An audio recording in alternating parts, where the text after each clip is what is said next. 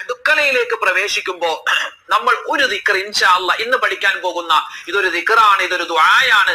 ഇത് പറഞ്ഞിട്ടാണ് നമ്മൾ കടക്കുന്നതെങ്കിൽ ആ വീട്ടിൽ മുഴുവനും അള്ളാഹുവിന്റെ റഹ്മത്തും വലിയ വിജയങ്ങളും ആ വീട്ടിലും ആ വീട്ടുകാർക്കും വലിയ സന്തോഷവും അള്ളാഹു തആല നിലനിർത്തി തരുമെന്നതാണ്. മഹത്തുക്കൾ പഠിപ്പിക്കുകയാണ്.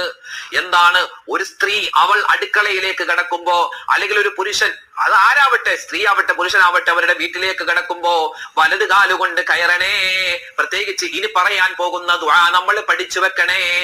നമ്മൾ അടുക്കളയിലേക്ക് കയറുന്ന ഭാഗത്തൊക്കെ ഒരു പേപ്പറിൽ എഴുതി ഒട്ടിച്ചു വെച്ചാൽ നമുക്കത് പറയാവുന്നതാണ്.